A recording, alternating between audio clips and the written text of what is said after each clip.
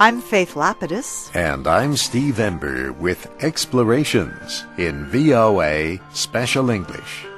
Today, we tell about one of the most popular walking paths in the United States, the Appalachian Trail. One of the most popular activities enjoyed by Americans is spending time in forests and walking along paths through the country.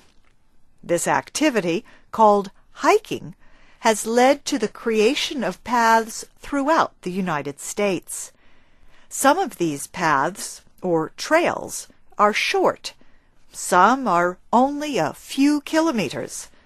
Others are many hundreds of kilometers. One of the longest is the Appalachian National Scenic Trail. The trail is the first completed part of the National Trails System. The trail system was established by Congress and the President in 1968. The Appalachian Trail is more than 3,400 kilometers long. It starts in the northeastern state of Maine and ends in the southeastern state of Georgia. The trail goes through 14 states. They are Maine, New Hampshire, Vermont, Massachusetts, Connecticut, New York, New Jersey, Pennsylvania, Maryland, West Virginia, Virginia, Tennessee, North Carolina, and Georgia. The path takes walkers through the Appalachian Mountains. They extend from the Canadian province of Quebec to the southern American state of Alabama.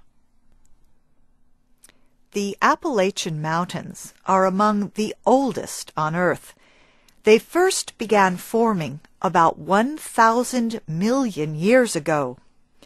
During the millions of years since then, the mountains were changed and reformed by the forces of water and wind.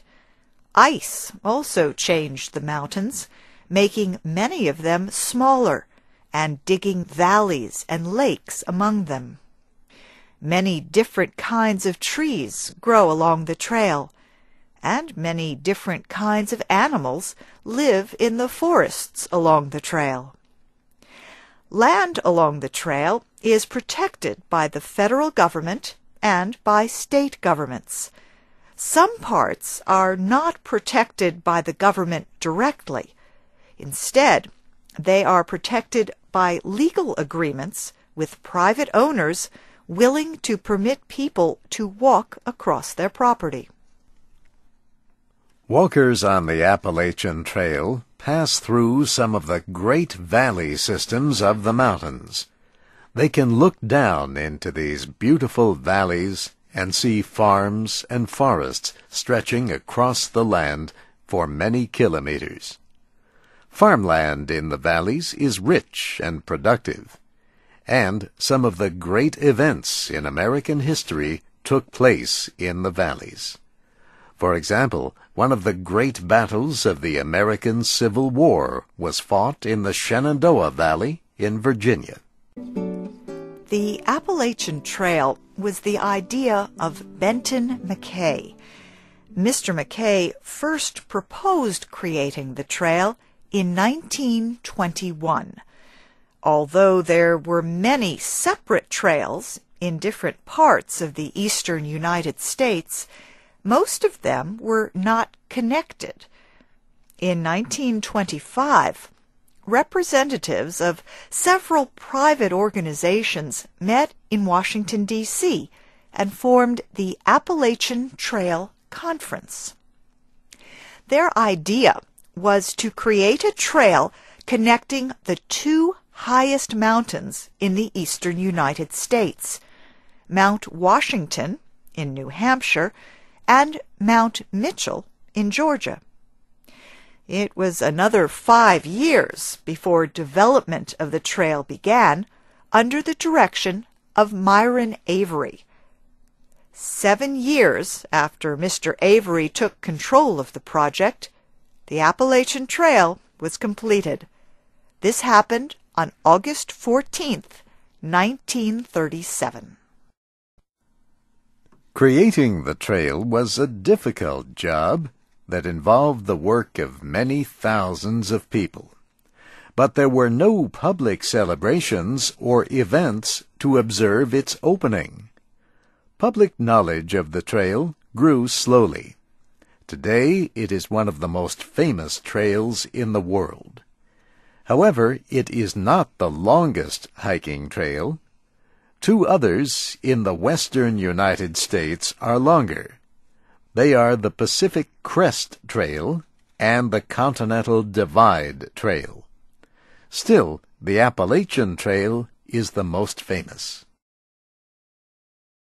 People from around the world come to see the natural beauty of the mountains, lakes, rivers, and valleys near the Appalachian Trail. The trail makes it possible to see much of this beauty without having to see cities, towns, and other parts of the modern world. Instead, people can see many places along the trail that look very much the way they did before humans arrived many thousands of years ago. This is one of the main reasons why the Appalachian Trail is so popular among Americans, especially those living in the eastern United States. The trail is not far from most of the major cities along the eastern coast, such as New York, Philadelphia, and Washington, D.C. It provides a place where people from these cities can leave behind the worries of modern life to enjoy the peace and beauty of nature.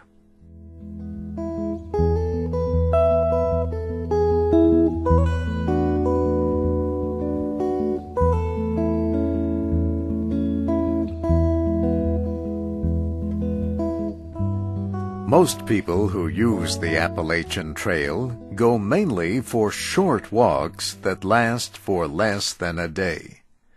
Many of them want to look at the different kinds of plants and animals that live along the trail. For many other people, the Appalachian Trail provides a chance to spend several days camping and hiking. They walk along the trail carrying all the things they will need to survive for several days. These hikers carry food, cooking equipment, water, sleeping bags, and temporary shelters called tents.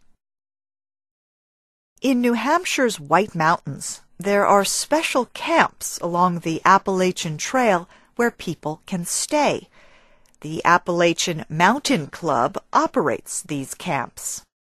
The club is one of the 32 groups that belong to the Appalachian Trail Conference.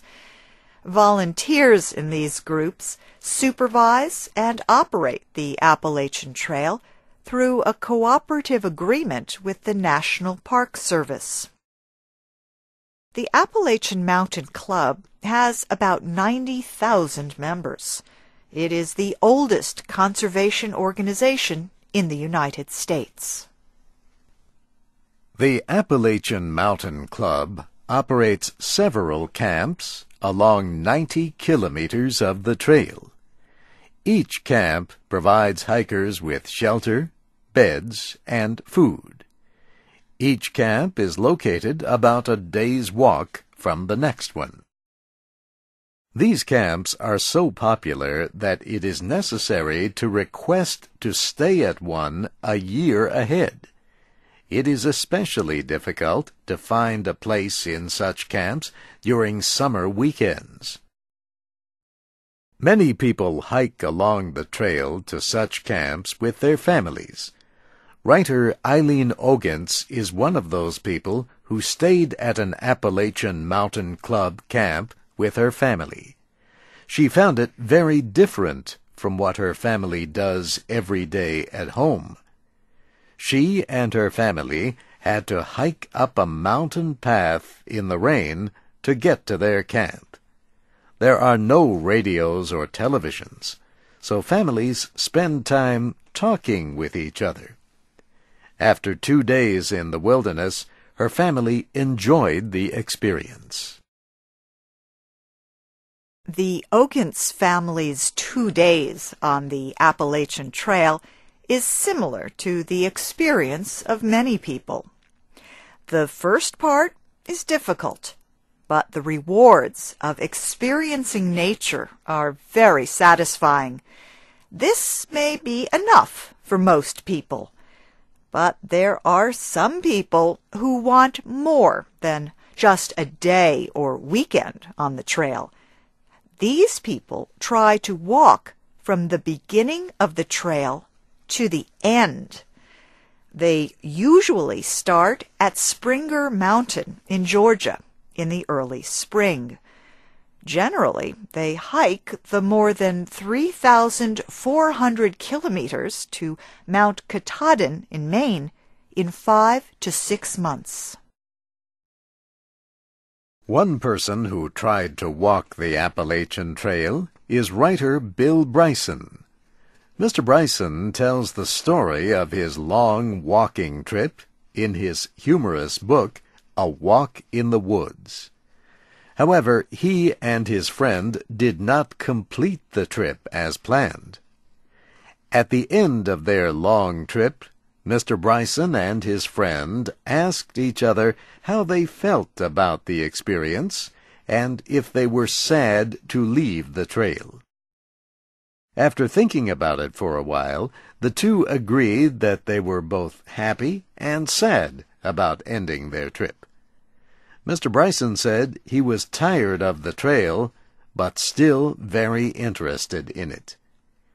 He became tired of the endless forests, but felt great wonder at their endlessness. He enjoyed the escape from civilization, but wanted its comforts.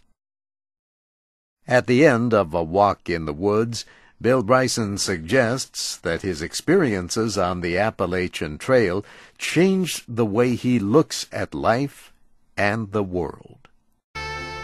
This special English program was written by Oliver Chandler.